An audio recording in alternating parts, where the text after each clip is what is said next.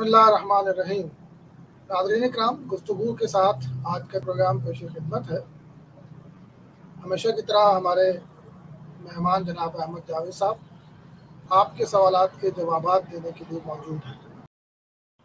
مہر اللہ کھوسا صاحب کا سوال ہے، کیا ہندو تہذیب زوال پذیر ہے یا عروج کی طرف رواں ہے؟ اور یہ کہ جدیدیت نے ہندو تہذیب کو فائدہ پہنچایا یا نقصان دیا؟ اور یہ کہ مستقبل میں آپ ہندوستان کو کہاں اور کیسے دیکھتے ہیں؟ پہلے تو یہ کہ ہندو تہذیب بھی ہر تہذیب کی طرح، یعنی تہذیب کی جو کلاسیکل ڈیفینیشن ہے اس ڈیفینیشن کو سامنے رکھتے ہوئے کہ ایک ورلڈ ویو کو آدمی کی نفسیات اور آدمی کی معاشرت اور دنیا اس کے زیر اثر دنیا میں بالکل جیسے غالب رکھنا اور اسے ان میں سرایت کر جانے کا راستہ فراہم کرنے والی قوت، یہ تہذیب ہے۔ تہذیب ایک ورلڈ ویو پہ ہوتی ہے، تو یہ ہے کلاسیکل ڈیفینیشن۔ تو اس ڈیفینیشن کے مطابق اب کوئی بھی لوکل تہذیب وہ زوال کا شکار ہے، اس کا سروائیول مشکل ہوتا جا رہا ہے۔ اب تہذیب جو ہوگی وہ جیسے ایک گلوبل دائرے میں ہوگی، اور دنیا میں رہنے والی قوموں اور تہذیبوں میں جو فرق کی کوئی بھی قسم ہے، چاہے سوری فرق ہو چاہے مانوی فرق ہو، اس کو دن بدن کم سے کم کیا جاتا رہے گا، یہاں تک کہ افریقہ اور یورپ یکساں ہو جائیں، مطلب اپنی تہذیبی اس میں۔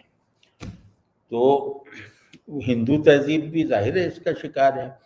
پھر دوسرا زیادہ واضح لفظوں میں کہیں کہ وہ تہذیب جو میٹافزیکل تصورات سے نسبت کو اپنے دیگر مقاصد پر غالب رکھتی ہو، وہ اس تہذیب کا سروائیول اب ناممکن بنایا جا رہا ہے۔ تو ان دونوں پہلوؤں سے ہندو تہذیب بھی زوال کا شکار، کیا وہ تو فنا کا شکار ہے۔ اور دوسرا حصہ کیا تھا؟ جدیدیت کے حوالے سے، جدیدیت کے اس پہ اثرات اور مستقبل، ہندوستان کا مستقبل۔ ہاں، جدیدیت کے جس طرح ہم پر اثرات پڑے ہیں ویسے ہی ہندو تہذیب پر بھی پڑے ہیں، اور جدید مطلب یہ کہ وہی کہ میٹا فزیکیلٹی کم سے کم کرتے چلے جاؤ۔ تو اب آپ دیکھیں کہ ہندوؤں میں جو عرفانی فلسفہ ہے، میٹا فزکس جو ہے، وہ غالباً ہر تہذیب سے زیادہ مکمل ہے۔ تو وہ جو ہے اب اس کو وہ لوگ ادب جیسا حیت دینے میں مصروف ہیں۔ یعنی اب آپ اپنشد پڑھیں تو وہ اس طرح پڑھیں جیسے نیٹشے کچھ کہہ رہا ہے، جیسے کوئی ایبسرڈسٹ کچھ کہہ رہا ہے، جیسے کوئی میتھیفیکیشن کا ایک ادبی اور شعری عمل ہو رہا ہے۔ تو اس سارے لٹریچر کو اب اس کی مراد اور اس کے اوریجنل کانٹینٹ سے الگ کیا جا رہا ہے۔ اب اس کو جو ہے نا وہ کہتے ہیں کہ ری ڈیفینیشن ہو رہی ہے لفظوں کی۔ تو یہ تو ہونا شروع ہو گیا، یہ جدیدیت ہی کا تو اثر ہے۔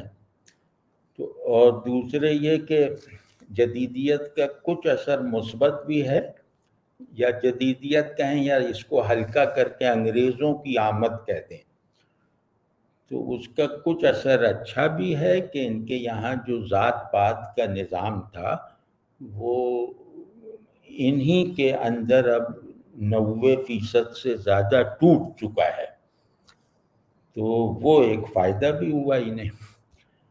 تو تیسرے یہ کہ ہندوؤں میں اپنے اندر رہنے کا جو، یعنی کہ وہ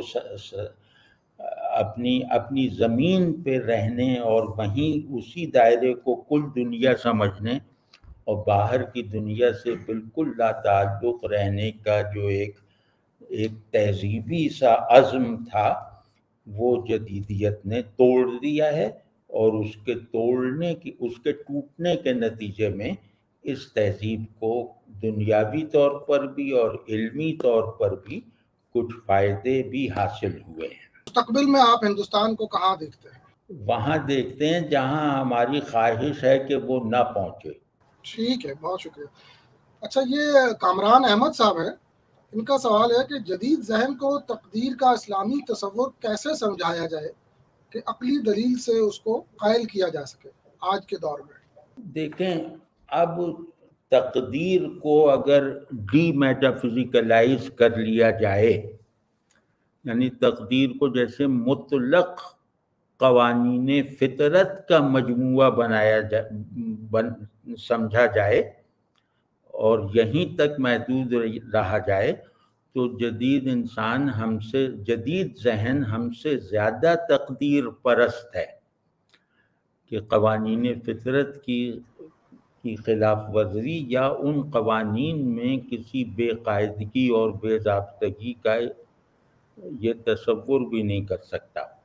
اور مطلب یہ کہ یہ اس پر بالکل مومن صادق ہے ان قوانین فطرت کا جو اس کے علم سے ہمیشہ کے لیے باہر ہیں۔ ایسا نہیں ہے کہ اس کو یہ امید ہے کہ یہ ان مطلق اور غیر متغیر اور مستقل قوانین وجود کو اور مستقل ضوابط شعور کو کہ کوئی ایسا مرحلہ آئے گا جب دریافت کر لے گا، ایسی اسے امید نہیں ہے، اور اس طرح کی کوئی سرگرمی اور کوشش بھی اس کے اندر جدید ذہن کے اندر نہیں پائی جاتی۔ یہ صرف کچھ عامیانہ اذہان کا مشغلہ ہے کہ وہ اس طرح کے اساطیری مفروضوں میں رہتے ہیں کہ ایک وقت ہوگا کہ خدا تک سائنس پہنچ جائے گی، ایک وقت ہوگا کہ علم مکمل ہو جائے گا، ایک وقت ہوگا جب ہم دی اوریجن تک پہنچ جائیں گے، مطلب امپیریکلی۔ تو یہ عام ذہنوں کا جیسے ایک وہ ہے خواب۔ اصل میں علم کا کوئی بھی تصور کمال کے ساتھ نہیں ہے، مکمل صحت کا ضامن نہیں ہے۔ تو اس میں مطلب یہ جانتے ہیں کہ ہم نہیں پہنچ سکتے، یہ جانتے ہیں کہ ہماری جزوی رسائی بھی صحیح ہونے کے باوجود اس بات کی ضمانت نہیں ہے کہ ہم اس جزوی رسائی کو کلی بنانے میں کامیاب ہو سکتے ہیں۔ تو اس کے باوجود یہ مانتے تو ہیں نا، اب قوانین، میں بھی کہتا ہوں قوانین فطرت اٹل ہیں۔ اب ان کا اٹل ہونا اپنے جن مشاہدات اور تجربات سے میں مانتا ہوں، ان مشاہدات اور تجربات کی علمی اور تحقیقی آتھینٹسٹی اتنی زیادہ نہیں ہے کہ اس کی، یعنی میں ذرے کا علم حاصل کر کے سمندر پر وارد کر دوں تو اس کا مجھے علمی طور پہ حق نہیں ہے۔ یہ تحقیقی دیانت نہیں ہے کہ جزوی تجربے کو کلی ادراک میں بدل دیا جائے یا حکم میں کل پر حکم میں بدل دیا جائے۔ تو لیکن یہ کرنا پڑتا ہے نا کہ ہم نے لاہور میں یا دنیا میں قوانین فطرت، یعنی میٹر، انرجی، کانشسنس، ان کے آپس میں انٹریکشنز کی پیچیدہ نسبتیں اور ان کے غیر متعین نتائج وغیرہ سب دیکھ رکھے ہیں۔ تو اب ہم جانتے ہیں کہ چیز اوپر سے آئے گی تو زمین پہ گرے گی، تو یہ گیس ملاؤ گے تو یہ بن جائے گا، وہ گیسیں ملاؤ گے تو وہ بن جائے گا۔ یہ سب ہم نے تجربہ کر لیا اور یقین ہے کہ ایسا ہوتا ہے۔ تو اب ایسا مریخ پہ بھی ہوگا۔ ان نون یونیورسز ہیں جن میں میٹر مشترک ہے، ایٹم مشترک ہے، اسپیس مشترک ہے، ٹائم مشترک ہے۔ تو میں ان اشتراکات پر بھروسہ کر کے ان کے بارے میں بھی وہ جو 50,000 نوری برس کے فاصلے پر موجود کاسموس ہے، اس کے بارے میں بھی یہ حکم یہاں بیٹھ کے لگاتا ہوں کہ قوانین فطرت کہیں بھی نہیں بدل سکتے۔ تو یہ بھی تقدیر، ایمان بالغیب جیسا ایمان ہے نا۔ آپ کے سارے علوم اس مسلمے سے پیدا ہوتے ہیں جی تو کوئی بھی وجود زمانی اور مکانی ہونے سے آزاد نہیں ہے، یعنی کائنات کے ان نون حصے بھی میں یقین سے کہہ سکتا ہوں یا کہتا بھی ہوں کہ وہ زمانی اور مکانی ہونے سے آزاد نہیں ہیں۔ وجود کی کوئی شکل ممکن ہی نہیں ہے زمان و مکان میں ہوئے بغیر۔ تو اب مجھے کیا معلوم، تو پتہ مطلب میں تو صحرائے گوبی کے ایک ذرے کا علم رکھتا ہوں جو ہمارا نظام شمسی ہے، وہ اس کا ایک ذرہ ہے، تو اس ایک ذرے کو میں پورے صحرائے اعظم پہ وارد کر رہا ہوں، تو یہ اعتقاد غیبی ہے یا اس کو کوئی حصی ویریفیکیشن حاصل ہے پہلے؟ ظاہر ہے کہ یہ اعتقاد ہے، یہ جز کے ایک انتہائی ناقابل مطلب خوردبین سے دیکھے جانے والے جز پر نظر کر کے میں نے بینائی سے زیادہ بڑے مناظر کو زنجیر کر لیا، تو یہ کیسے ممکن ہے؟ یہ کوئی علمی بات تو نہیں ہے، یہ کوئی امپیریکل ویریفیکیشن کا یقین پیدا کر لینے کا جواز تو نہیں ہے۔ تو اس طرف اگر متوجہ کریں جدید ذہن کو، تو پھر وہ اس حکمت کو خود دریافت کرے، یعنی ان گروہوں کو خود کھولے کہ اگر میٹافزکس وہ ریلم آف ایگزسٹنس کا سینٹر ہے، ٹرانسینڈنٹ سینٹر ہے، تو اگر ہم وہ مانتے ہیں تو پھر اس میں تقدیر کو ماننا اتنا ہی نیچرل، اتنا ہی لاجیکل اور اتنا ہی تقریباً امپیریکل ہے جتنا کہ انسین ان نون قوانین فطرت کو ماننا۔ تو اس میں تھوڑا سا آپ لوگ محنت کریں، ہر ذہن کو درکار دلیل الگ ہوتی ہے، تو وہ کر لیں، تو اس سے انشاءاللہ جدید ذہن اگر سنجیدہ ہے سمجھنے میں، ضد نہیں پکڑی ہوئی، تو وہ اس بات کی علمی وقت کو بہرحال تسلیم کر لے گا، چاہے وہ اسے قبول نہ کرے، لیکن وہ اس لاجک کو جانتا ہے، اس لاجک کو خود مانتا ہے اور اس پر ہی زندگی گزار رہا ہے۔ تو یہ کر کے دیکھیے۔ اور ہاں، تو دوسرے یہ کہ ہم ایک بات کہتا ہوں ذرا سا اپنے سمجھ کے مطابق، ایک عرفانی بات، جی، معلومیت یعنی معلوم پہلے ہے، موجود بعد میں ہے، یہ قانون فطرت ہے۔ مطلب ہم اپنی اب اصطلاح میں کہہ رہے ہیں، اب فطرت کا تصور دینی ہے کہ موجود ہونا یا یوں کہہ لیں مخلوق ہونا، یعنی یہاں موجود سے مراد ہم لوگ ہیں یا کائنات ہے یا ما سوی اللہ ہے، تو ہر موجود پہلے معلوم ہے پھر موجود ہے، تو اس کا پہلے معلوم ہونا وہ تقدیر کو ماننا لازم کرتا ہے۔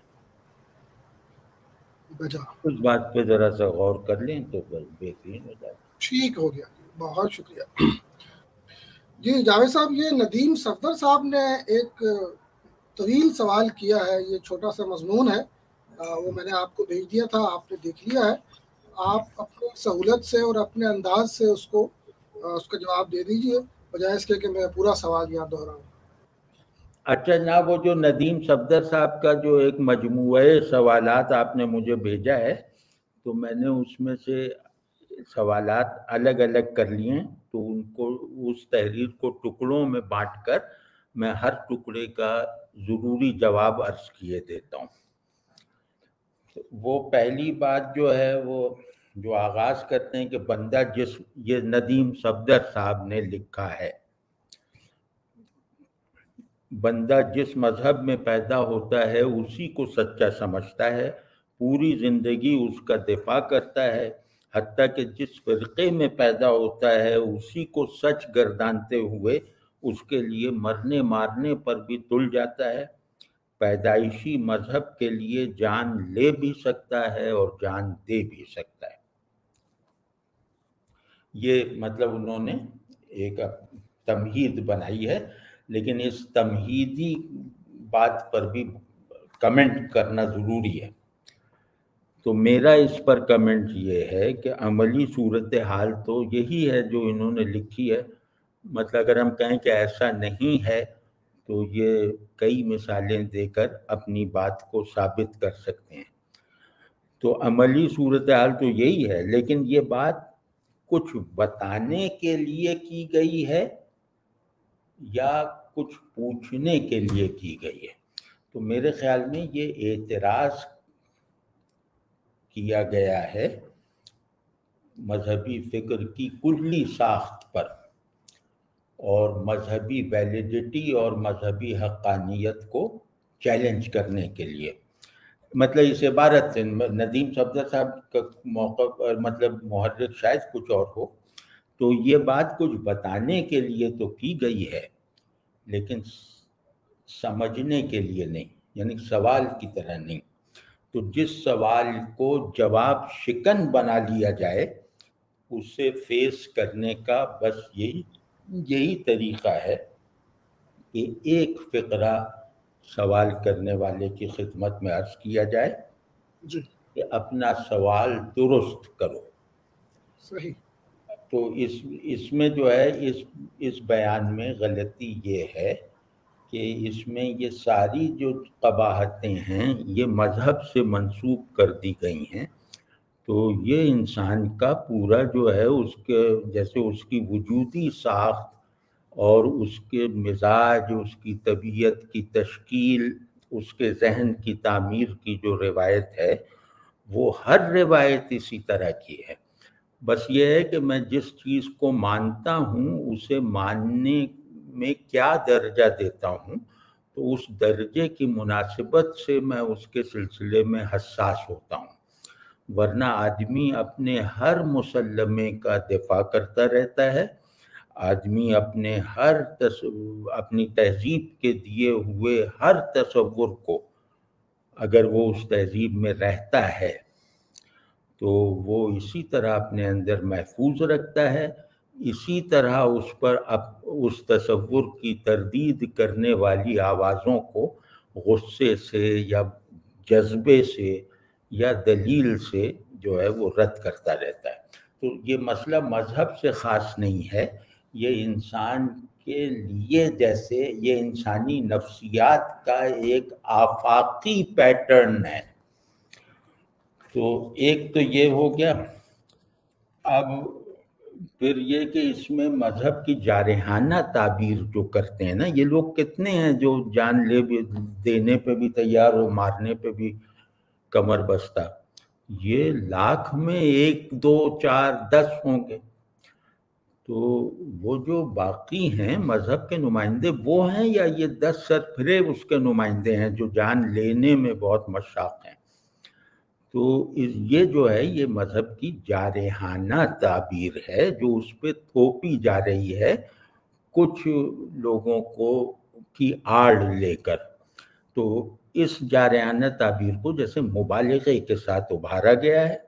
تو حالانکہ تمام مذاہب کے ماننے والے زندگی کے معاملات میں دوسروں کو تردید و تحقیر کی نظر سے نہیں دیکھتے، وہ آپس میں جو معاشرتی اخلاق کے آفاقی اور فطری تقاضے ہیں ان میں ہر ایک کا مذہب جو ہے وہ ان تقاضوں کی تکمیل کا مطالبہ کرتا ہے۔ تو اہل مذاہب نے جس طرح کی معاشرتی وحدت اور جو تعلق کی جو پروڈکٹیو روایتیں پیدا کی ہیں وہ تاریخ میں دیکھی جا سکتی، تاریخی میں نہیں بلکہ آج کی دنیا میں بھی مخلوط مذہبی معاشروں میں دیکھی جا سکتی۔ تو مثال اس کو بنانا چاہیے تھا نا۔ تو اچھا دوسرا ان کا نقطہ یہ ہے کوٹ، مذہب اختیار تو نہیں ہوتا بلکہ جبر ہوتا ہے. اس کی دلیل وہ اوپر دے آئے کہ پیدا جس مذہب میں ہو گئے تو یہ جبر ہے. تو کیونکہ جس مذہب میں بچہ پیدا ہوتا ہے اس میں ہی اس کی کنڈیشننگ کر دی جاتی ہے، اس مذہب کو اس کے ذہن میں راسخ کر دیا جاتا ہے اور وہ پھر ساری عمر اسی کو سچ مان کر ہی زندگی گزارتا ہے. یہ جیسے مشاہدہ بتا دیا یا جیسے ایک واقعہ بتا دیا اور بلا خوف تردید بتا رہے ہیں. لگ یہ رہا ہے کہ جیسے ہمیشہ ہر ایک کے ساتھ یہی ہوتا ہے. یہ رویہ ٹھیک نہیں ہے. تو خیر، تو پھر اجباری چیز پر یعنی جبر پر مبنی چیز پر کیسا انعام اور کیسی سزا؟ نہیں، مذہب جبر ہے اور جو آدمی جس مذہب میں پیدا ہو گیا اس مذہب پر رہنے پر مجبور ہے، کنڈیشنڈ ہے، یعنی مجبوری بھی انتہائی درجے کی ہے. تو پھر اس جبر پہ، اس مجبوری پہ انعام تو چلو کچھ سمجھا جا سکتا ہے، لیکن سزا کا کیا اس میں مطلب سزا کی کیا تک ہے؟ تو ویسے تو بات ٹھیک ہے کہ مجبور کو سزا دینا یہ تو نہ سمجھ میں آ سکنے والی بات ہے، یہ ظلم ہے. تو یہ بات ٹھیک ہے بالکل، لیکن یہ کہ اللہ میاں اتنی بات نہیں جانتے کہ مجبور کو سزا نہیں دینی. یعنی آدمی کسی بھی کیریکٹر، کسی بھی علمی جو ہے وہ منطق وغیرہ سے اختلاف کرے، مذہب سے اختلاف کرے، جو چاہے کرے، لیکن یہ کہ اختلاف کرتے وقت تھوڑا سا ہوش رکھے کہ اختلاف کی وجہ کسی ایسی چیز کو نہ بنایا جائے جس کو بچہ بھی سمجھ سکتا ہے. مطلب جو کہ جبر پہ سزا دینا، یہ کسی سے پوچھیں گے غلط ہے. تو ایک اللہ اور اللہ کے انبیاء اور ان انبیاء کو ماننے والے اخلاقی اور علمی اور ارادی کمالات رکھنے والی بے شمار شخصیات، ان سب سے یہ جو بچکانہ سا یہ جو مسلمہ ہے جو بچوں کے لیے بھی قابل فہم ہے، وہ ان سب سے چوک گیا. سب اتنے ناسمجھ تھے، یعنی سب ناسمجھ کیا کہ سب کیا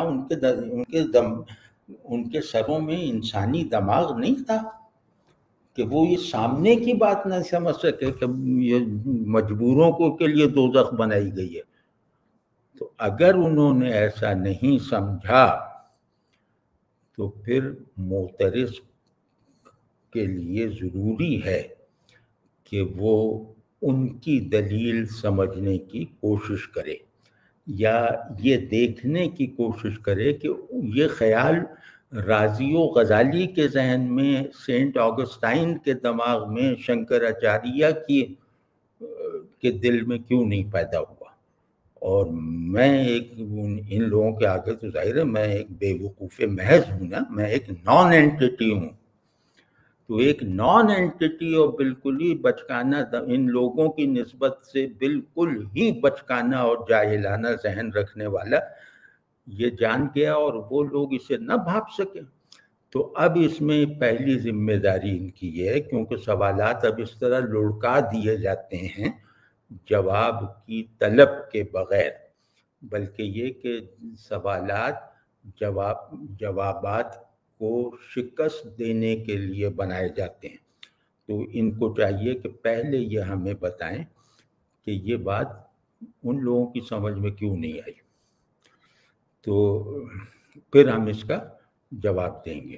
دوسرا حصہ جو ہے اس کا یہ ہے کہ بالکل ایسا ہوتا ہے کہ آدمی مسلمان گھر میں پیدا ہو گیا، عیسائی گھرانے میں پیدا ہو گیا، تو وہ ظاہر ہے وہ اسی روایت میں رہے گا مسلمہ اچھائیوں کے ساتھ،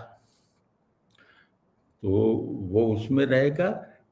لیکن اگر ایسا کوئی کنونسنگ پریزنٹیشن اس کے سامنے ہو جائے، جس سے یہ واضح ہو جائے اس کی مذہبی منطق پر اور اس کی مذہبیت پر کہ نہیں میں غلطی پر تھا، میرے ماں باپ غلطی پر تھے، یہ جو ہے یہ حق نے ظہور کر دیا ہے۔ تو جس پر حق کا کنونسنگ ابلاغ ہو جائے، اظہار ہو جائے، تو وہ اگر پھر اس اپنی روایت پر ڈٹا ہوا ہے تو پھر وہ معذور نہیں ہے، پھر وہ مجرم ہے، کیونکہ وہ مان چکا ہے اور مان جانے کی حالت میں وہ انکار کر رہا ہے، یعنی ماننے کو قبول نہیں کر رہا، تو وہ جرم ہے۔ اور یہ جو کنڈیشننگ ہوتی ہے نا، یہ بھاری لفظ ہے۔ یہ ٹھیک ہے، کنڈیشننگ جو ہے وہ عام طور پہ نظریات نہیں پیدا کرتی، کنڈیشننگ میلانات پیدا کرتی ہے، رویے پیدا کرتی ہے، جذبات پیدا کرتی ہے، پسند اور ناپسند کے آبجیکٹس کا انتخاب کرواتی ہے، یہ سب تو ہے۔ یعنی نفس اور طبیعت کی سطح پر کنڈیشننگ ہوتی ہے، معاشرے کی طرف سے بھی، جس روایت میں پیدا ہوا ہے اس کی طرف سے بھی۔ مثلا یہ کہ کوئی عیسائی اگر مسلمان ہو جاتا ہے اپنی تحقیق کے نتیجے میں، تو وہ بی بی مریم اور سیدنا مسیح علیہ السلام کے بارے میں تقدیس کے جو طبعی احساسات اپنے اندر رکھتا ہے، اسے بدلنے پر بہت دیر میں جا کے کامیاب ہوتا ہے۔ وہ اس کا عیسیٰ ویسا ہی ہوتا ہے جس عیسیٰ کو اس نے غلط عنوان دے کر مانا ہوا تھا، مطلب اس سے وہ عیسیٰ کی پریزنس اس کے حواس اور اس کے احساس اور اس کے قلب میں دیر میں جا کے بدلے گی، تو اس کو کہتے ہیں کنڈیشننگ۔ لیکن ذہن کی کنڈیشننگ ایسی نہیں ہے، ذہن اپنی ہر کنڈیشننگ کو، اپنے ہر موقف کو سچویشن بدلنے کے ساتھ ہی جو ہے وہ ڈسون کر سکتا ہے، یعنی ذہن اپنے آپ کو بدلنے والی قوت کو ایک نیچرل فلو میں رکھتا ہے، وہ فلو اس کا کنڈیشنر ہے۔ تو یہ جو روایت سے ہٹ کے مذہب کو قبول کرنا، یعنی عیسائی معاشرے میں مسلمان ہونے پر راضی ہونا، مائل ہونا، یہ اس ذہن کی علامت ہے جس کے سامنے اسلام، قرآن، اس کے اندر اسے کنونس کرنے والی تاثیر کے ساتھ اس کے سامنے پیش ہو گیا، تو اب اس کو ماننا ہے، اور یہ ماننا اتنا ضروری ہے کہ عیسیٰ علیہ السلام کو مان لینا اس کی تلافی نہیں کر سکتا۔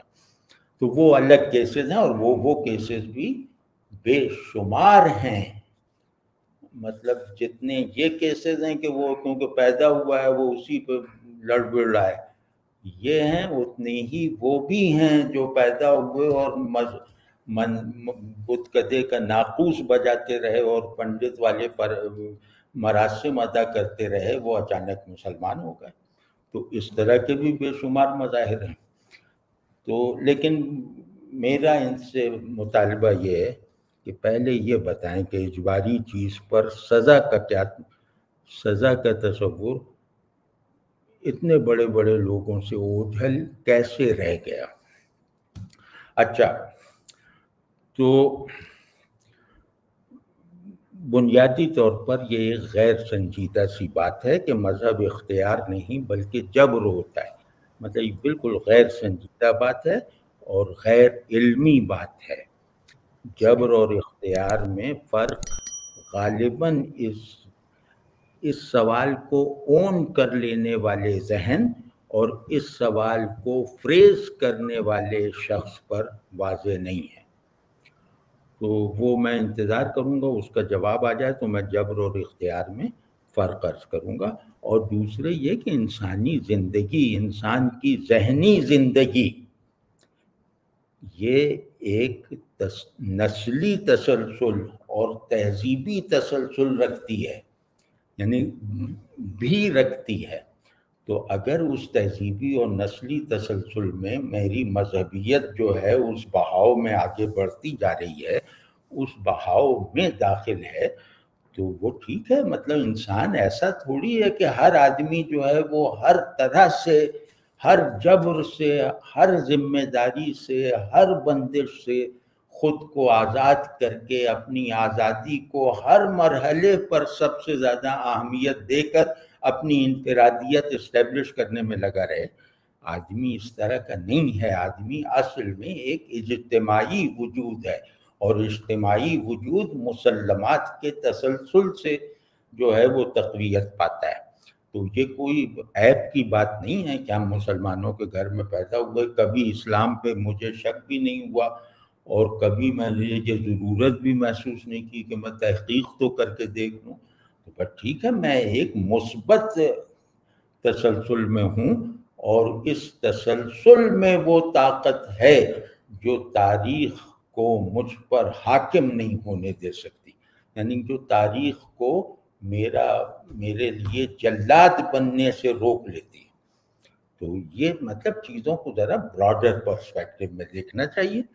اچھا، یہ پھر آگے کہہ رہے ہیں کہ کچھ انسان اگر ریشنل سوچ کا دعویٰ یا مظاہرہ کریں اور ان کے اندر جو سوالات پیدا ہوتے ہیں کہ ہم کون ہیں، ہم کہاں سے آئے ہیں، یہ کائنات کیسے وجود میں آئی، مابعد الطبیعیات کی حقیقت کیا ہے، جنت اور دوزخ کدھر ہیں، سزا اور جزا کا تصور کیا ہے، وغیرہ وغیرہ، تو وہ بھی جس مذہب میں پیدا ہوئے ہیں اسی کے دائرے میں رہتے ہوئے ان سوالات کے جوابات تلاشنے کی کوشش کرتے ہیں۔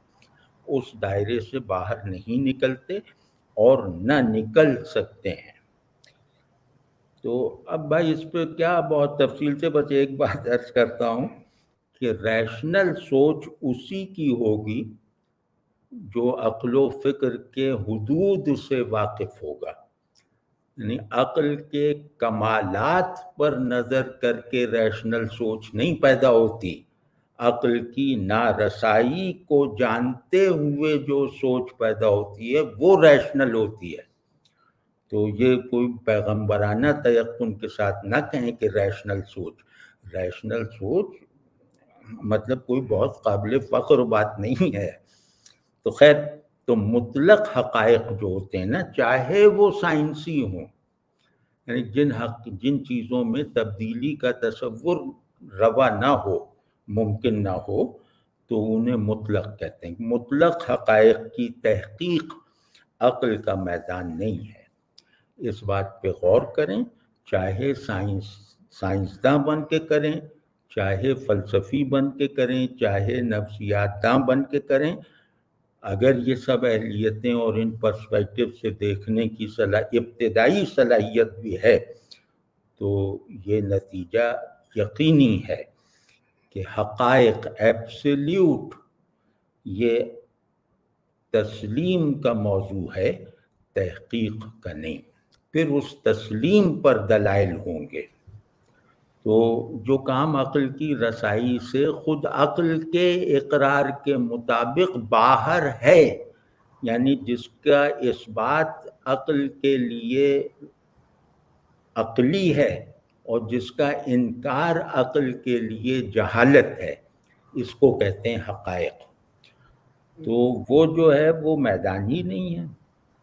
تو آپ اس میں وہ جو ریشنل سوچ پیدا کر کے عقل کو بے عقلی سے استعمال کرے گا، اس کا پھر یہی ہوگا۔ اور پھر یہ بھی کوئی عیب کی بات نہیں کہ میں اپنی گیون روایت، اپنے گیون پرسپیکٹو سے اپنے وہ مسائل حل کروں جن مسائل کو عقل سے حل نہیں کیا جا سکتا، جن مسائل کو حل کرنا میری انتہائی ضرورت ہے، لیکن یہ کہ اس انتہائی اور فوری ضرورت کے لیے عقل کو اپنا رہنما نہیں بنایا جا سکتا، اور اگر کوئی ایسا کرے گا تو وہ عقل پر ظلم کرے گا۔ تو اچھا، یہ اگلا جو ہے کہ اگر انسان سچائی جاننا بھی چاہے تو اس کے پاس اتنا وقت ہی نہیں ہوتا، اب اس میں جو ہے وہ انہوں نے ایک افسانہ سا لکھ دیا ہے کہ یہ وقت ہی نہیں ہے کہ وہ تحقیق کر سکے، مذاہب اتنے زیادہ ہیں، تھیوریز اتنی زیادہ ہیں، اور خلاصہ یہ کہ عمر اتنی کم ہے، تو اس میں جو ہے وہ ایک عجیب محمل سی صورتحال ہے۔ اب اس میں میں اس پر بھی تبصرہ ہی کر دیتا ہوں جی کہ کوئی احمق ہی ہوگا جو سچائی جاننے کا یہ طریقہ اختیار کرنا چاہے گا۔ سچائی جانی نہیں مانی جا سکتی ہے، اور اس کا ماننا ایسا جو ہے ایسی معقولیت رکھتا ہے کہ وہ اس ماننے کو عقلی طور پر جسٹیفائیبل بنانے پہ قادر ہوتا ہے۔ تو یوں سمجھ لیں کہ عقل ماننے کو اپنی تسلیم کا سبب بنا لیتی ہے اپنی ہی منطق پر رہتے ہوئے، یہ دوسری بات ہے۔ تو اس میں مطلب جاننے کے جو ذرائع ہیں اس سطح پر، وہ ماننے کے دائرے ہی میں موجود ہوتے ہیں، کیونکہ جس طرح جاننے میں عقل بنیادی حیثیت رکھتی ہے، اسی طرح عقل ماننے میں بھی مرکزی کردار ہے۔ تو فرق صرف یہ ہے کہ جو آدمی یہ نہیں جانتا کہ عقل کا جو بڑا فنکشن ہے وہ حالت انفعال میں ہے، عقل اپنی پیسیوٹی کو جو ہے وہ اگر عمل میں لے آئے، یعنی اپنی پیسیوٹی کو زندہ رکھے، تو اس کے زیادہ بڑے تصورات اس کی تحویل میں آ جاتے ہیں۔ تو یہ جو پیسیوٹی ہے، جو ہائر انٹلیکٹ ہے، یہ پیسیوٹی عقل کی تمام ایکٹیویٹیز کو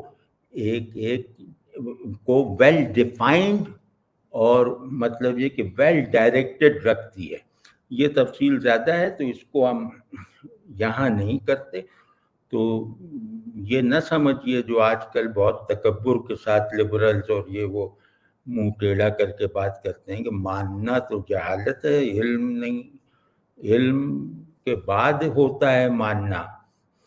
تو میں سخت فقرہ کہوں گا کہ ان بے وقوفوں کو معلوم ہی نہیں ہے کہ علم کا اصلی سبب ماننا ہے۔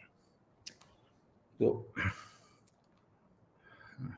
اب پھر کہتے ہیں کہ اتنی سی زندگی پر دائمی جنت اور دوزخ، کیا یہ عدل ہے؟ ہاں جی، یہ عدل بھی ہے اور فضل بھی ہے۔ اچھا، اگلی جگہ وہ فرماتے ہیں کہ ایک سوال اور کہ ایک مذہب میں پیدا ہونے والا جہنم میں جائے گا، وہ جہنم میں جائے گا، کیوں جائے گا؟ تو ہم کہتے ہیں کہ یہ کوئی نہیں، یہ جواب ہم دے چکے ہیں کہ جس کو بھی اسلام کی کنونسنگ دعوت نہ پہنچے تو غلط مذہب پر چلنے والا بھی معذور قرار دیا جائے گا، بشرطے کہ توحید کا منکر نہ ہو اور اصول اخلاق جو معروف ہیں ان پہ چلتا ہو۔ تو اسی طرح یہ کچھ یہ ذرا سے دوہرا رہے ہیں کہ اچھا یہ آخری ٹکڑا ہے تو میں پڑھ ہی دوں کہ اسی طرح جو بچہ مسلم گھرانے میں پیدا ہو گیا، اسی میں پروان چڑھا، سکھلائے گئے مذہب کے مطابق پوری جانفشانی اور مشقت سے اس پر عمل پیرا رہا، وہ جنت میں جائے گا، کیونکہ اس کی خوش قسمتی کہ وہ ایک مسلمان گھرانے میں پیدا ہو گیا۔ تو دائمی زندگی کا فیصلہ محض خوش قسمتی پر ہوگا، کیا یہ عدل کے خلاف نہیں؟ ندیم صفدر، جسے بھائی سادہ سی ایک بات عرض کرتا ہوں کہ جسے خوش قسمتی کہا جا رہا ہے، اس کا عمل دخل یعنی اتفاق، اس کا عمل دخل جو ہے وہ زندگی کے دیگر شعبوں کی طرح مذہب میں بھی ہے، تو اس میں کیا اعتراض کی بات ہے؟ یعنی بہت سی فضیلتیں، بہت سی کامیابیاں جو ہیں وہ اتفاقی ہوتی ہیں کہ ایک آدمی مزدور کے گھر میں پیدا ہو گیا، وہ اس کا دماغ نہیں پنپ سکا، ایک آدمی جو اب آئنسٹائن کے گھر میں پیدا ہو گیا، تو ظاہر ہے یہ اتفاق ہے نا، اور اس اتفاق کے یقینی نتائج بھی ہیں۔ تو اس میں مذہب کو کی تخصیص کے کیا معنی؟ اب یہ تو مطلب پھر بھی یہ الزامی جواب ہے. اصل جواب یہ ہے کہ مسلم روایت میں تو وہ خوش قسمتی سے بقول آپ کے پیدا ہو گیا، لیکن اس روایت کے مطالبات کو پورا کرنے یا نہ کرنے کی جزا اور سزا کا قانون اس پر دوسری مذہبی روایتوں میں پیدا ہونے والے لوگوں سے کہیں زیادہ شدت کے ساتھ نافذ ہے. تو یہ خوش قسمتی بہت مصیبت میں بھی ڈالنے والی ہے. یہ خوش قسمتی جیسے یہ خوش قسمتی ایسی ہے کہ جیسے مجھے منتخب کر لیا جائے کہ ماؤنٹ ایوریسٹ سر کرنے والی ٹیم میں جائے گا. یہ اب آپ سوچ لیں کہ خوش قسمتی مطلب ہے تو خوش قسمتی کہ اونچائی پہ جائیں گے، سب سے بڑی اس پہ، لیکن کیسے جائیں گے؟ کیا غلطی سے محفوظ کر دیا گیا ہے؟ کیا ہوائی جہاز کے ذریعے ماؤنٹ ایوریسٹ پہ اتارا جائے گا؟ تو یہ اگر یہ ہوتا کہ بھئی ہوائی جہاز کے ذریعے ماؤنٹ ایوریسٹ کو اتار دیں گے، وہاں کھڑے ہو کے کہنا کہ اے ساکنان ارض ہم تم سب سے بلند ہیں، تو چلو اس وقت یہ عدل نہیں تھا. لیکن چڑھنا ہے بھائی اس پہ، اس میں گرنا بھی ہے. اور جن 100 آدمیوں کی جماعت میں مجھے داخل کیا گیا ہے تو وہ 100 کے 100 پہنچنے بھی نہیں ہیں ماؤنٹ ایوریسٹ تک. مطلب مجھے یہ ضمانت تھوڑی دی گئی ہے کہ تم ماؤنٹ ایوریسٹ کی چوٹی پہ پہنچ جاؤ گے کیونکہ ہم نے تمہیں کوہ پیماؤں کے گھر میں پیدا کر لیا. تو وہ ایک بڑی مصیبت ہے. بعض گھروں میں ٹیلے والے ہیں تو ان کو کہتے ہیں کہ ٹیلے پہ چڑھ جاؤ، تو وہ تو چڑھ جاتے ہیں، وہ آسانی سے ہیں. تو یہ نہ کریں. مطلب یہ کہ یہ میں نہیں کہہ رہا ندیم صفدر صاحب یہ کہہ رہے ہیں، میں کہہ رہا ہوں کہ جس ذہن میں اس طرح کے اشکالات پیدا ہوتے ہیں وہ بہت جانبدار دماغ ہے اور بہت یک رخا ہے اور بہت مطلب پہلے سے طے کیے بیٹھا ہے کہ میرے سوال کا ہر جواب یقیناً غلط ہوگا. تو اب اس صورتحال میں کیا کہہ سکتے ہیں؟ تو ناظرین کرام، یہ تھے آج کے سوالات اور آج کی گفتگو. انشاءاللہ اگلے ہفتے آپ کے مزید سوالات کے ساتھ پھر حاضر ہوں گے. تب تک کے لیے اجازت. اللہ حافظ.